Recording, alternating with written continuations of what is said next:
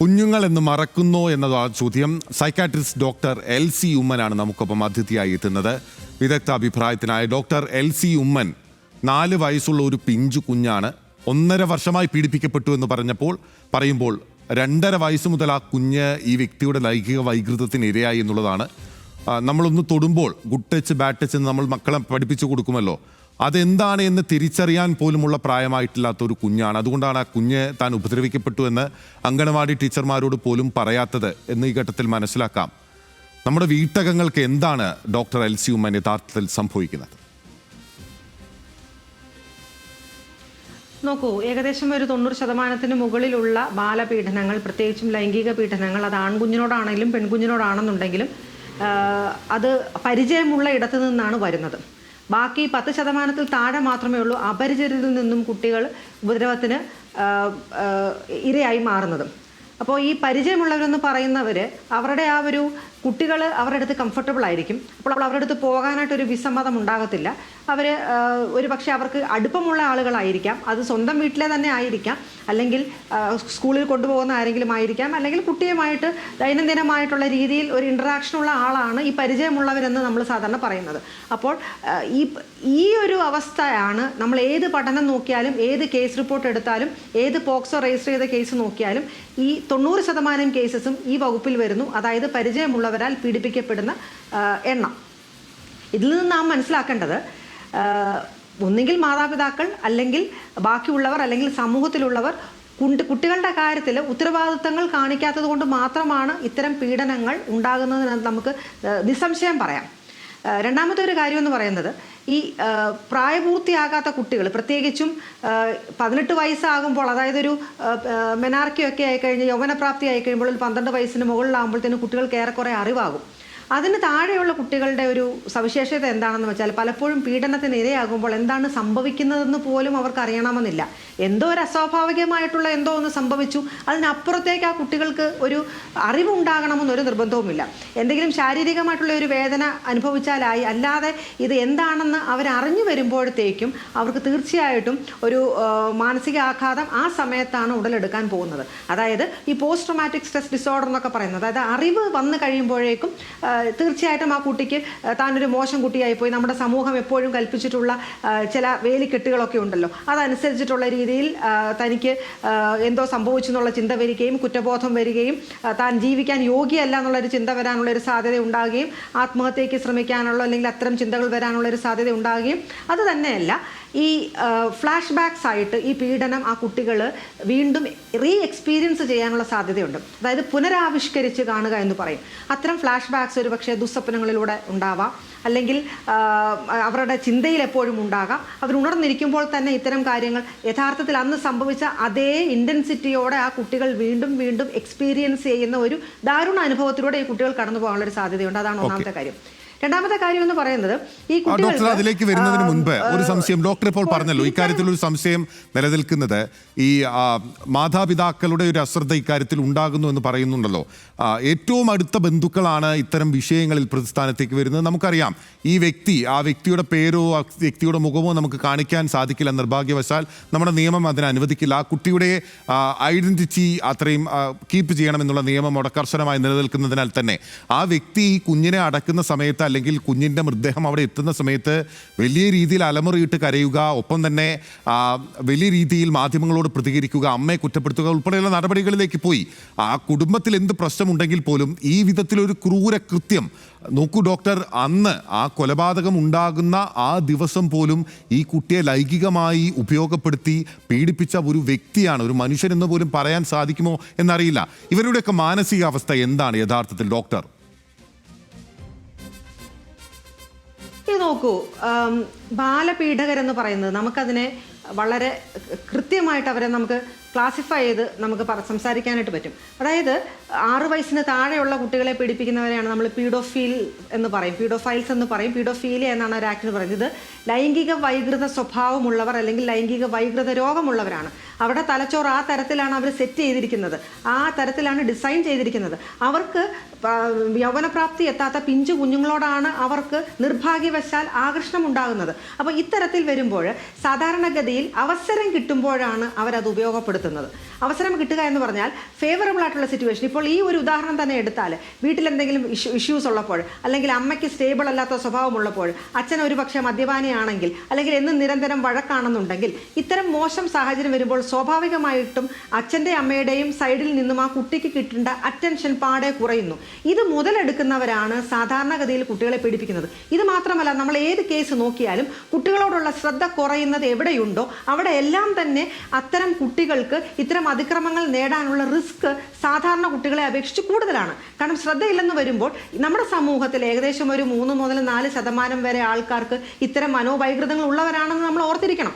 അവർക്ക് സാഹചര്യം കിട്ടുമ്പോഴാണ് ഇത്തരം രീതിയിൽ അവർ മുന്നോട്ട് വരുന്നത്. അല്ലാത്ത പക്ഷം അവർ ഭാവന കണ്ട് സംതൃപ്തി അടയുകയോ അല്ലെങ്കിൽ എന്തെങ്കിലും പോൺ മൂവി കണ്ട് സംതൃപ്തി അടയുകയോ ഒക്കെയാണ് അവർ ചെയ്യുന്നത്. അപ്പോൾ ഇത്തരം അവസരങ്ങൾ കിട്ടുന്നതാണ് ഏറ്റവും വലിയ അപകടകരം. പിന്നെ താങ്കൾ സൂചിപ്പിച്ചതുപോലെ ഇങ്ങനെയുള്ളവർ, എനിക്കിങ്ങനെ ഒരു പ്രശ്നമുണ്ട്, എനിക്കിങ്ങനെ ഒരു വികലതയുണ്ടെന്ന് ആരെങ്കിലും പറയുമോ? പറഞ്ഞാൽ ഇവരെ സമൂഹം അടുപ്പിക്കുമോ? അതുകൊണ്ട് അവർ സാധാരണഗതിയിൽ ഇത്തരം വ്യക്തിത്വ പ്രശ്നങ്ങളുള്ളവർ, ഇത് മാത്രമല്ല, ഇപ്പോൾ ഏതെങ്കിലും രീതിയിലുള്ള പേഴ്സണാലിറ്റി ഇഷ്യൂസ് ഉള്ളവർ, സാമൂഹ്യ വിരുദ്ധത ഉള്ളവർ, ലഹരി ഉപയോഗിക്കുന്നവർ, അല്ലെങ്കിൽ ഒരു പക്ഷേ എന്തെങ്കിലും ഗുരുതര മനോരോഗ പ്രശ്നങ്ങൾ ഉള്ളവർ, ഉദാഹരണത്തിന് മേനിയ പോലെയുള്ള ഒരു മനോരോഗ പ്രശ്നമൊക്കെ ഉള്ളവർക്ക് ആ സമയത്ത് അവർക്ക് ലൈംഗിക ത്വര വളരെയധികം കൂടുതലായിരിക്കും. അത് തന്നെയല്ല, ശരി തെറ്റ് വിവേചിച്ചറിയാനുള്ള കപ്പാസിറ്റി അവർക്ക് കുറവായിരിക്കും. അപ്പോൾ ആ സമയത്ത് അവർ കുഞ്ഞുങ്ങളെന്നോ അല്ലെങ്കിൽ മുതിർന്നവരെന്നോ നോക്കാതെ ആയിരിക്കാം ഒരു പക്ഷേ ഇത്തരം അതിക്രമങ്ങൾക്ക് മുതിരുന്നത്. അപ്പോൾ ഇത്തരം സാഹചര്യങ്ങൾ വരുമ്പോൾ പ്രത്യേകിച്ചും അതൊരു ഇമ്പൾസ് കൺട്രോൾ, അതായത് ത്വരയെ നിയന്ത്രിക്കാൻ, അനിയന്ത്രിതമായിട്ടുള്ള ത്വരയുള്ളവർ, അതിനെ നിയന്ത്രിക്കാൻ കപ്പാസിറ്റി ഇല്ലാത്ത തലച്ചോറാണെന്നുണ്ടെങ്കിൽ കുഞ്ഞുങ്ങളെ അവർ വളരെ മൃഗീയമായിട്ട് ഉപദ്രവിക്കാനുള്ള സാധ്യത വളരെ കൂടുതലാണ്. പക്ഷേ ഇങ്ങനെയുള്ളവർ നമ്മുടെ സമൂഹത്തിൽ ജീവിക്കുമ്പോൾ അവരൊരു മുഖംമൂടി അണിഞ്ഞാണ് ജീവിക്കുന്നത്.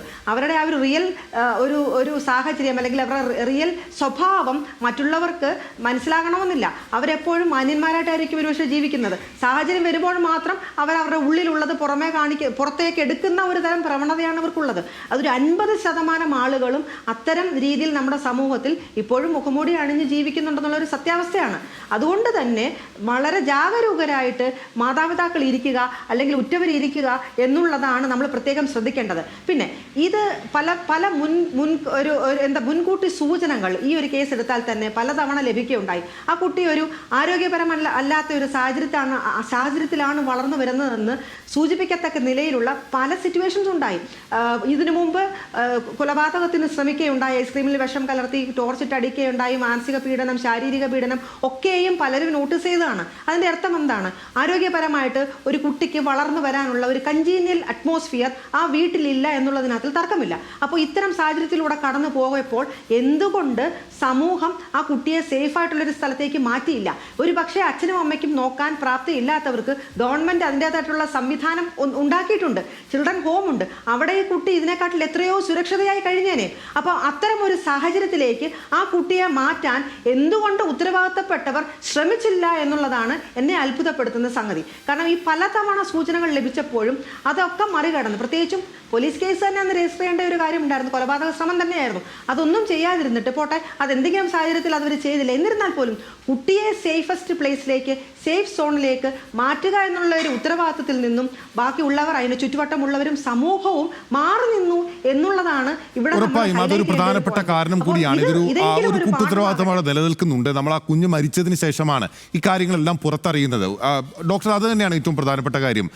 ഈ കുഞ്ഞിൻ്റെ മരണം അല്ലെങ്കിൽ കൊലപാതകം ഉണ്ടായതിനു ശേഷം മാത്രമാണ്, ആ പോസ്റ്റ്മോർട്ടം നടത്തിയപ്പോഴാണല്ലോ ഈ ലൈംഗിക വൈകൃതം, കുട്ടി ഇത്ര ക്രൂരമായ ലൈംഗിക പീഡനത്തിന് ഇരയായി എന്ന കാര്യം പുറത്തു വന്നത്. അല്ലെങ്കിൽ ഒരു പക്ഷേ ഈ പറഞ്ഞതുപോലെ, ഡോക്ടർ പറഞ്ഞതുപോലെ, ആ കുട്ടി ഒരു പക്ഷേ പ്രായപൂർത്തിയായതിനു ശേഷം അല്ലെങ്കിൽ ആ കുട്ടിക്ക് തൻ്റെ ശാരീരിക പ്രത്യേകതകൾ മനസ്സിലായതിനു ശേഷം മാത്രമേ ഒരു പക്ഷേ താൻ ഈ വിധത്തിൽ അതിക്രമത്തിന് ഇരയായിട്ടുള്ളൂ എന്ന് മനസ്സിലാവുക പോലും ഉണ്ടായിരുന്നുള്ളൂ. നിർഭാഗ്യവശാൽ ആ കുഞ്ഞ് കൊല്ലപ്പെട്ടിരിക്കുകയാണ് സ്വന്തം അമ്മയാൽ. ആ വിഷയവുമായി ഇതിന് ബന്ധമുണ്ട് എന്ന് പോലീസാണ് അത് ശാസ്ത്രീയമായി തെളിയിക്കേണ്ടത്, പോലീസാണ് അന്വേഷിച്ച് കണ്ടെത്തേണ്ടത്.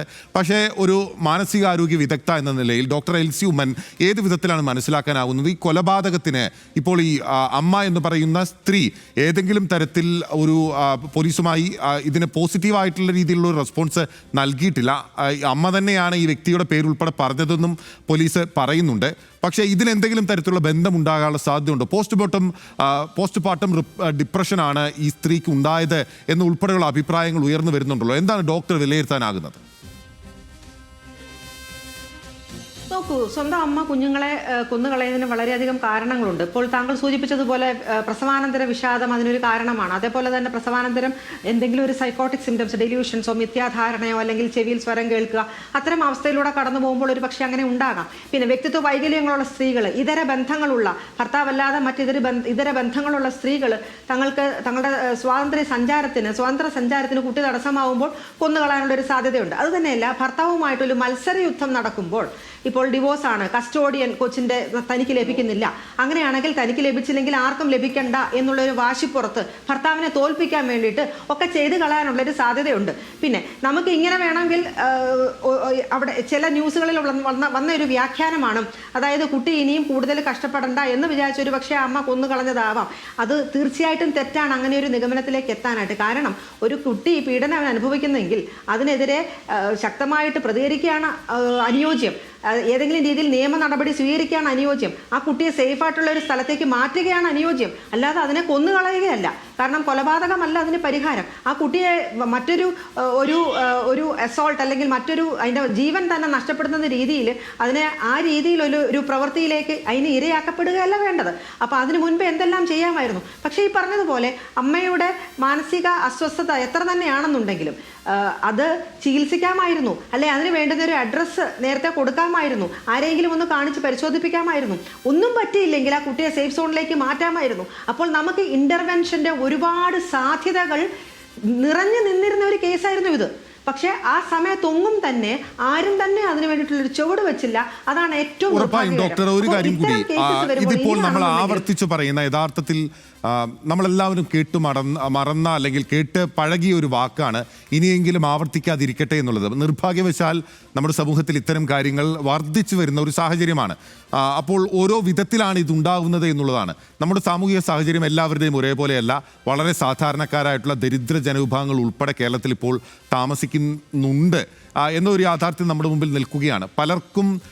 എല്ലാവർക്കും വീടുകളുണ്ട്, സംവിധാനങ്ങളുണ്ട്. മറ്റ് സംസ്ഥാനങ്ങളെ അപേക്ഷിച്ച് നോക്കുമ്പോൾ അടിസ്ഥാന സൗകര്യ വികസനം ഉൾപ്പെടെയുണ്ട്. പക്ഷെ പല കുടുംബങ്ങളുടെയും സാഹചര്യം അതല്ല.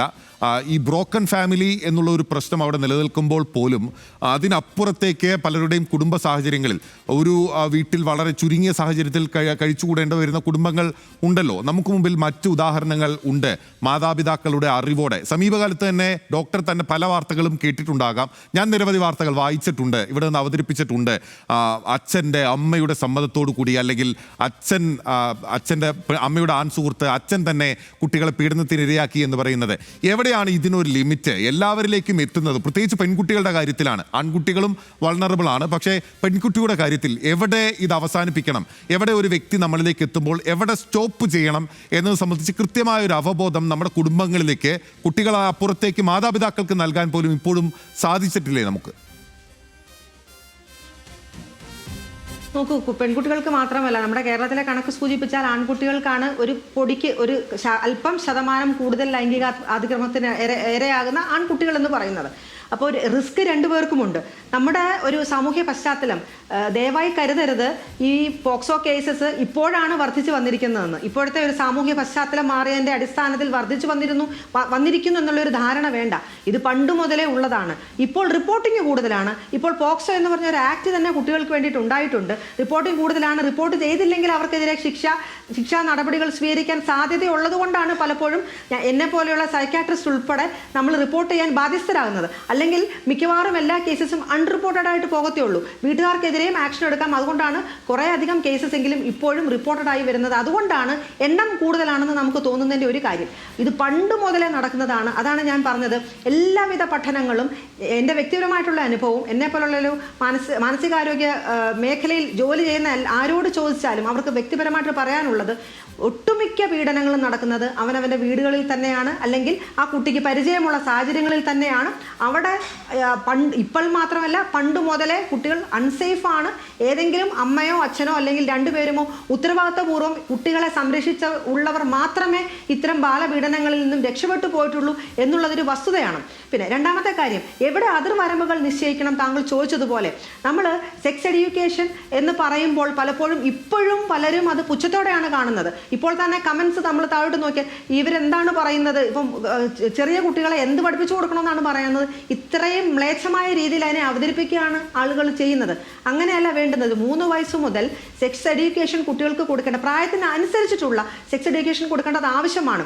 എവിടെ ബൗണ്ടറീസ് കീപ്പ് ചെയ്യണം, അവരുടെ ശരീരഭാഗങ്ങളെക്കുറിച്ചുള്ള ഒരു അറിവ് കുട്ടികൾക്ക് കൊടുക്കേണ്ടത് ആവശ്യമാണ്. അത് സേഫായിട്ടുള്ള ടച്ച് ഏതാണ്, ഗുഡ് ടച്ച് ഏതാണ്, ബാഡ് ടച്ച്, തീർച്ചയായിട്ടും ഇത് പഠിപ്പിച്ചു കൊടുക്കേണ്ടത് ആവശ്യമാണ്. എപ്പോഴാണ് പ്രതികരിക്കേണ്ടത്, ഇതൊക്കെയും പഠിപ്പിച്ചു കൊടുക്കേണ്ടത് ആവശ്യമാണ്. അതുപോലെ തന്നെ വൾണറബിൾ ആയിട്ടുള്ള കുട്ടികൾ നമ്മുടെ സമൂഹത്തിൽ ഉണ്ടാകാം. ആ കുട്ടികളെ നമ്മൾ ഐഡന്റിഫൈ ചെയ്യേണ്ടത് ആവശ്യമാണ്. ഇപ്പോൾ ഒരു വാർഡ് എടുത്താലും ഒരു പഞ്ചായത്ത് എടുത്താലും തീർച്ചയായിട്ടും അവിടെയുള്ളവർക്കറിയാം വൾണറബിൾ ആയിട്ടുള്ള കുട്ടികൾ ആരൊക്കെയാണെന്ന്. അപ്പോൾ അവർക്ക് വേണ്ടുന്ന ഒരു ജാഗ്രത പുലർത്തേണ്ടത് ഓരോ സാമൂഹ്യ ഇടപെടൽ നടത്തുന്ന ഓരോ വ്യക്തിയുടെയും ഉത്തരവാദിത്തമാണ്. അപ്പോൾ അങ്ങനെയുള്ള കുട്ടികളെ ഒബ്സർവ് ചെയ്യേണ്ടത് ആവശ്യമാണ്. അതേപോലെ തന്നെ ഈ കുട്ടികളോട് ഇത് പറഞ്ഞു തന്നെ മനസ്സിലാക്കണം. ഇത്തരം പ്രശ്നങ്ങൾ ഉണ്ടെങ്കിൽ അത് ഒരു അനാവശ്യ അതിക്രമമാണ്, നിങ്ങളുടെ ബൗണ്ടറി അതിക്രമിച്ച് കയറുന്നതാണ് എന്നുള്ള തരത്തിൽ കുട്ടികളെ ബോധവൽക്കരിച്ചെടുക്കണം. അത് സ്കൂളിൽ തന്നെ പഠിപ്പിച്ചു കൊടുക്കേണ്ടത് ആവശ്യമാണ്. സ്കൂളിൽ അത് പാഠ്യ പദ്ധതിയിൽ ഉൾപ്പെടുത്തേണ്ടത് ആവശ്യമാണ്. പല സ്കൂൾസും ഇപ്പോൾ അത്തരം ട്രെയിനിങ് കുഞ്ഞുങ്ങൾക്ക് LKG മുതലേ കൊടുത്തു വരുന്നുണ്ട്. അപ്പോൾ പലപ്പോഴും ഞാൻ തന്നെ പോയി ക്ലാസ്സസ് എടുത്ത് കൊടുക്കാറുമുണ്ട്. പക്ഷേ അത് വളരെ ചുരുക്കമായിട്ടേ ഉള്ളൂ. നമ്മൾ മൊത്തം ഒരു പെർസെൻറ്റേജ് കാൽക്കുലേറ്റ് ചെയ്യുകയാണെന്നുണ്ടെങ്കിൽ ഇത്തരം ഫെസിലിറ്റീസ് കിട്ടുന്ന കുട്ടികൾ നന്നേ കുറവാണ്. അല്ലാതെ ഇതെന്താണെന്ന് അറിയാത്ത കുട്ടികൾ, അത് അവരുടെ ഒരു അളവാണ് ഏറ്റവും അധികം കൂടുതലുള്ളത്. അപ്പോൾ ഇത്തരത്തിൽ കുട്ടികളെ ബോധവൽക്കരിച്ചെടുക്കേണ്ടത് ആവശ്യമാണ്. പേരൻസിന് വേണ്ടുന്ന നിർദ്ദേശങ്ങൾ കൊടുക്കേണ്ടത് ആവശ്യമാണ്. അത് തന്നെയല്ല, ഇത്തരം കയോട്ടിക് അറ്റ്മോസ്ഫിയർ ഉള്ള ഫാമിലി, അതായത് ഈ പറഞ്ഞതുപോലെ മറ്റെന്തെങ്കിലും ഇതര ബന്ധങ്ങളുള്ളവരോ അല്ലെങ്കിൽ ലഹരി ഉപയോഗിക്കുന്ന മാതാപിതാക്കളോ അല്ലെങ്കിൽ എപ്പോഴും വഴക്കും പ്രശ്നവുമുള്ള സാഹചര്യമോ, മൾട്ടിപ്പിൾ റിലേഷൻഷിപ്സ് അല്ലെങ്കിൽ മൾട്ടിപ്പിൾ മാരേജസ്, ഒന്ന് ഡിവോഴ്സായി അടുത്ത മാരേജ്, അത് ഡിവോഴ്സായി അടുത്ത മാരേജ്, അങ്ങനത്തെ സാഹചര്യങ്ങൾ ഉള്ള വീടുകളാണെന്നുണ്ടെങ്കിൽ തീർച്ചയായിട്ടും അവരെ നമ്മൾ വളരെയധികം ശ്രദ്ധിക്കേണ്ടത് ആവശ്യമാണ്. അങ്ങനെ കുട്ടികളുടെ സേഫ്റ്റി ഉറപ്പാക്കേണ്ടത് ആവശ്യമാണ്. എന്നെ ഏറ്റവും ഞെട്ടിപ്പിച്ച ഒരു വസ്തുത എന്ന് പറയുന്നത്, സ്വന്തം ഗ്രാൻഡ് മദർ, അതായത് അമ്മൂമ്മ എന്ന് പറയുന്ന 75 വയസ്സുകാരി കൊച്ചുമകളോട് ഈ തരത്തിൽ ലൈംഗികാതിക്രമം നടത്തിയ ഒരു സാഹചര്യം ഞാൻ കാണാനിടയായി. അപ്പോൾ അത്തരം രീതിയിലുള്ള പ്രശ്നങ്ങൾ നമ്മുടെ സമൂഹത്തിലുണ്ട്, നമ്മുടെ വീടുകളിലുണ്ട്. അതിന് ഉത്തരവാദി ആരാണെന്ന് വെച്ചാൽ ആ കുട്ടിയെ സംരക്ഷിക്കേണ്ട മാതാപിതാക്കൾ തന്നെയാണ്, നല്ലൊരു ശതമാനം വരെ. ഓക്കെ, ഡോക്ടർ എൽസി ഉമ്മൻ, അവസാനത്തെ ചോദ്യം. ഈ വിധത്തിൽ ഒരു സൈക്കോപാത്തുകൾ വ്യാപകമായി ഉണ്ട്, പണ്ട് മുതലേ ഉണ്ട്, ഇപ്പോൾ കൂടുതലായി റിപ്പോർട്ട് ചെയ്യപ്പെടുന്നു എന്നുള്ളത് ഡോക്ടർ ചൂണ്ടിക്കാട്ടിയല്ലോ. ഇത് അവസാനിപ്പിക്കാനുള്ള അല്ലെങ്കിൽ ഇത് കൃത്യമായി നിയന്ത്രിക്കാനുള്ള മാർഗങ്ങൾ എന്താണ്? നിയമങ്ങൾ കർശനമാക്കുക, കുറ്റവാളികൾക്ക് മാതൃകാപരമായ കർശനമായ ശിക്ഷ ഇനി നൽകുക എന്നുള്ളത് നിയമത്തിന് മുൻപിലുള്ള പോംവഴിയാണ്. മെഡിക്കൽ സയൻസിൽ ഇതിനെന്താണ് പോംവഴി? ഇത് യഥാർത്ഥത്തിൽ ഒരു മാനസിക അവസ്ഥയാണല്ലോ. തീർച്ചയായിട്ടും. പക്ഷേ നമുക്ക് ചികിത്സ കൊടുക്കാമല്ലോ. കാരണം ഈ ത്വരയെ നിയന്ത്രിക്കാനുള്ള മരുന്നുകളുണ്ട്, അതായത് ഇമ്പൾസിനെ കൺട്രോൾ ചെയ്യാനുള്ള മരുന്നുകളുണ്ട്, അല്ലെങ്കിൽ ഈ പറഞ്ഞ പോലെ ഗുരുതര മനോരോഗ പ്രശ്നങ്ങൾ, മേനിയ പോലുള്ള സാഹചര്യമാണെന്നുണ്ടെങ്കിൽ അതിനെ നിയന്ത്രിക്കാനുള്ള മരുന്നുകളുണ്ട്. അതുതന്നെയല്ല ഈ പെട്ടെന്നുള്ള എടുത്തുചാട്ടം, പൊട്ടിത്തെറി അല്ലെങ്കിൽ പ്രത്യാഘാതം ആലോചിക്കാതെ പെരുമാറുക, ഇത്തരം വൈകൃത രീതികളിലുള്ള സ്വഭാവ പ്രശ്നങ്ങളുള്ളവരെ ഇതിനൊക്കെ നമുക്ക് ചികിത്സ കൊടുക്കാമല്ലോ. അങ്ങനെ ചികിത്സ കൊടുക്കുന്ന എത്രയോ പേര്, ഇപ്പോൾ പാരാഫീലിയ എന്ന് പറഞ്ഞ കണ്ടീഷൻ, അത് ലൈംഗിക വൈകൃത സ്വഭാവത്തിൻ്റെ തന്നെ ഒരു പട്ടികയാണ് ഈ പാരാഫീലിയ എന്ന് പറഞ്ഞു. കുഞ്ഞുങ്ങളോടുള്ളത് മാത്രമല്ല, പലതരത്തിലുള്ള ലൈംഗിക വൈകൃത സ്വഭാവം അല്ലെങ്കിൽ രോഗത്തിൻ്റെ ഒരു പട്ടിക തന്നെയാണ്. അതിനൊക്കെയും ചികിത്സ അവൈലബിൾ ആണ്. പക്ഷേ അതിന് ചികിത്സ എടുക്കുന്നില്ല എന്നുള്ളത് വളരെ ദയനീയമാണ്. ഒരു പക്ഷേ അവർക്ക് ചെന്ന് പറയാനുള്ള ഒരു നാണക്കേടോ അല്ലെങ്കിൽ അവർക്ക് ഒരു സങ്കോചമോ ഒക്കെ ഉള്ളത് കൊണ്ടായിരിക്കാം ഒരു പക്ഷേ അവർ ട്രീറ്റ്മെൻറ്റ് എടുക്കാത്തത്. പക്ഷേ ഇങ്ങനെയുള്ളവർ നിയമക്കുരുക്കിൽ പോയി മറ്റു കുട്ടികളുടെ ഭാവിയും കളഞ്ഞ് സ്വന്തം ഭാവിയും കളഞ്ഞ് ആ ഒരു അരക്ഷിതാവസ്ഥയിൽ പോകുന്നതിൽ എത്രയോ നല്ലതാണ്. ഇത്തരം പ്രശ്നങ്ങൾ ഉണ്ടെങ്കിൽ അതിന് ചികിത്സ തേടുക എന്നുള്ളതാണ് അഭികാമ്യം. ഓക്കെ, വളരെ നന്ദി. ഡോക്ടർ എൽസി ഉമ്മൻ, മനോരോഗ മാനസിക ആരോഗ്യ വിദഗ്ധയാണ് നമുക്കൊപ്പം അതിഥിയായി എത്തിയത്. കണ്ണില്ലാത്ത ക്രൂരതയാണ് എറണാകുളത്ത് ആ കുഞ്ഞിന് നേരെ ഉണ്ടായിട്ടുള്ളത്. ഇനിയും ഒരു കുഞ്ഞിന് നേരെ ഇത് ആവർത്തിക്കാതിരിക്കട്ടെ. ന്യൂസ് പ്ലസ് ഇവിടെ പൂർണ്ണമാകുന്നു.